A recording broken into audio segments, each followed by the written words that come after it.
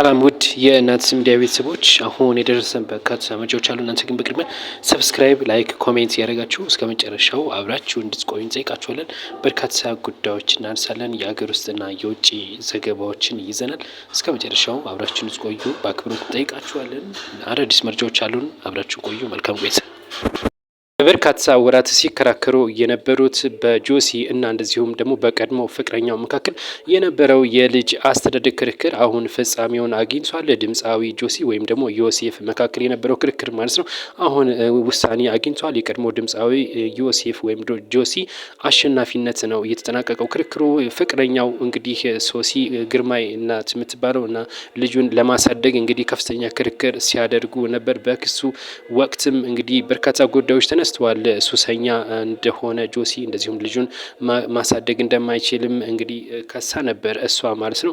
ነገር ግን የተለያዩ እንግዲህ ይህንን ጽናት ያደረጉ ሶሻል ወርከር ወይም ደግሞ እነዚህ ማህበራዊ ሰራተኞች የሚባሉ አሉ። በእነሱ ጥናት መሰረት ጆሲ የሚኖረው በቦሌ አካባቢ በመሆኑ እንደዚሁም ደግሞ የራሱ ቤት ሰፋ ያለ ቤት መኖሩን ጠቅሰው እንደዚሁም የራሱ መኝታ ክፍል እንደዚሁም ሲቀጥልም ደግሞ የልጆች መጫወቻ በግቢ ውስጥ መኖሩን ጭምር በመጥቀስ ነው እንግዲህ የነዚህ የሶሻል ወርከሮችን ሪፖርት ካደመጠ በኋላ ፍርድ ቤቱ በቀጥታ ለጆሲ ልጁን እንዲያሳድግ ውሳኔ ሰጥቷል ማለት ነው።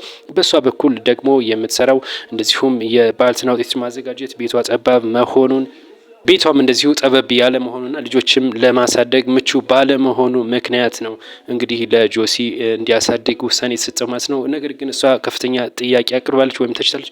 ይህንን ልጅ እንዳላሳድግ እያደረጉኝ እነዚህ ሶሻል ወርከሮች ናቸው፣ በሀብት ብቻ አይደለም ልጅ የሚያድገው በማለት በርካታ እንግዲህ ቅሬታውን አቅርባለች። እስከ መጨረሻ ድረስ አሁንም ክሴን በይግባኝ እቀጥላለሁ ስትል ገልጻለች። የሶሲ እንግዲህ እቺ ማለት የጆሲ የቀድሞ ባለቤት አሁን በሆስፒታል ውስጥ ሆና ነው ይህን መልእክት ያስተላለፈችው። መልእክት ስታስተላልፍም እንደዚሁ ለጸባቋም ምስጋና አቅርባለች። ነገር ግን ለሶሻል ወርከሮቹ ወይም ደግሞ ለማህበራዊ ሰራተኞቹ ከፍተኛ ትችት አቅርባለች የተባለው። አዳዲስ መረጃ እንደደረሳችሁ ሰብስክራይብ አድርጉ።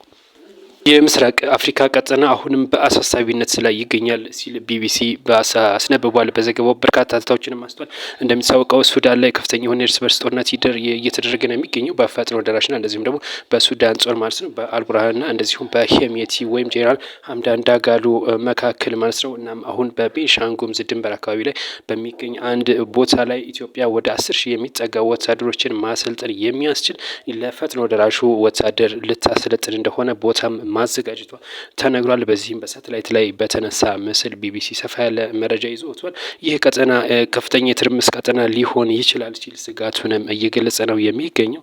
ከአሁን ቀደም እንደዚሁ በሱዳን የሱዳን ጦር ማለት ነው በኢትዮጵያ ከቤንሻንጉል ጉሙዝ ወይም ደግሞ ከኢትዮጵያ የተነሱ ድሮኖች ጥቃት አድርሰውብኛል ሲል መናገሩ ይታወሳል። አሁንም እንግዲህ ከፍተኛ ውጥረት የሚያስነሳ ነው ዘገባ ይወጣው። ኢትዮጵያ ወደ 10,000 የሚጠጉ ወታደሮችን ለፈጥኖ ደራሹ ልታሰለጥን ቦታ ሰጥታለች አዘጋጅታለች መባሉን ተከትሎ ውጥረት ይፈጥራል ተብሎ እየተሰጋ ነው የሚገኘው። ቀድሞው የትግራይ ክልል ጊዜያዊ አስተዳደር እንዲሁም ደግሞ የአሁኑ የጠቅላይ ሚኒስትር የምስራቅ አፍሪካ ጉዳዮች አማካሪ የሆኑት ጌታቸው ረዳ ህወሓትን ሲተቹ እንግዲህ ለበርካታ ጊዜያት ይታወቁ ነበረ። ወደ አዲስ አበባ ከተጓዙ በኋላ አሁን ደግሞ ወደ ጀነራል ታደሰ ወረደ ፊታቸውን አዙረዋል።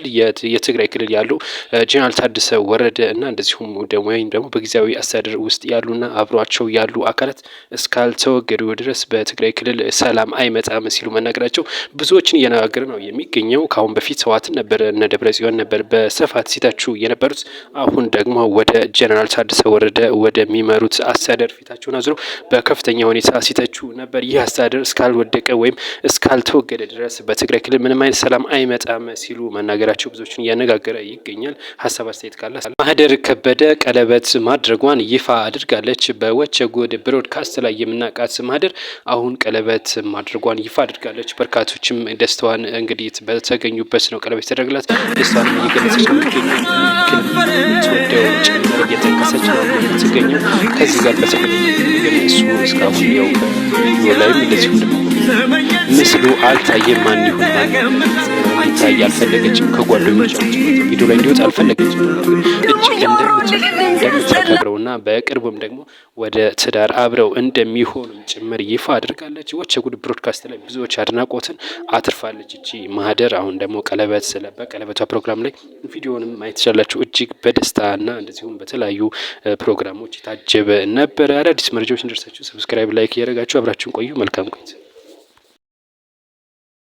የአማራ ክልል የሰላምና የጸጥታ ቢሮ ኃላፊ አንድ መግለጫ አውጥቷል። በመግለጫው በርካታ ጉዳዮችን አንስቷል። በክልሉ ስላለው ሁኔታ እንደዚሁም ደግሞ ስለ ውጭ ተጽዕኖም በርካታ ጉዳዮችን አውርቷል። ዋና ዋናዎቹን ልንገራችሁ። በዋናውነት እያነሳው በቀጥታ በክልሉ የሚንቀሳቀሱ ታጣቂዎችን እየደገፈና እያስታጠቀ የሎጂስቲክ ድጋፍ እያደረገ ያለው በመቀሌ የሚገኘው ህወሓትና እንደዚሁም ደግሞ በአስመራ የሚገኘው የኢሳያስ አፈወርቂ ቡድን ነው ሲል ነው የገለጸው። አያይዞም እንግዲህ ህወሓት በቀጥታ ወረራ ለማድረግ በር እየከፈተለት የሚገኘው ፋኖች ናቸው ሲልም ገልጿል። እንደሚታወቀው ህወሓት ቡድን ወረራ ለማድረግ የተዘጋጀ ይገኛል በወልቃይት በጠለምትና እንደዚሁም በራያ ግንባርም ሲል ገልጿል። ለዚህ ደግሞ መከላከያ ሰራዊታችን በቀጥታ ያንን እንዳይከላከል በተለያዩ ዞኖችና ወረዳዎች ጥቃት እየከፈተ የሚገኘው ፋኖ በዋናነት በር እየከፈተ ነው፣ መከላከያ ሰራዊት ላይ ጥቃት እየከፈተ ሲል ነው የገለጸው። ለዚህ ዋና ተጠያቂዎቹንም እንደዚህ ሁለት ቡድን ናቸው ሲል ነው የገለጸው። አስመራው ኤርትራ ናቸው ሲል በመግለጫው ጠቅሷል።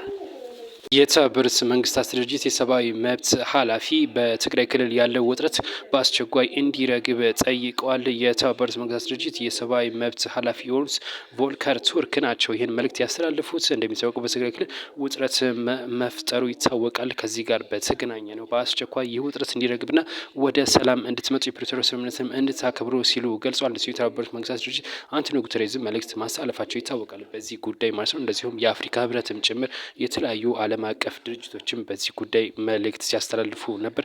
ከፍተኛ ውጥረት መኖሩ ይታወቃል በአላማጣ በወልቃይት እንደዚሁም ደግሞ በራያ በኩል ማለት ነው። ይህን እንደዚሁም በጠለምትም በኩል ማለት ነው። ከዚህ ጋር በተገናኘ ነው በአስቸኳይ ከዚህ ውጥረት እንድትወጡና ሰላማዊ በሆነ እንቅስቃሴ እንድታደርጉ እንደዚሁም የፕሪቶሪያ ስምምነትን እንድታከብሩ ሲል ነው እንግዲህ የተባበሩት መንግስታት ድርጅት የሰብአዊ መብት ኃላፊ ያስጠነቀቁት።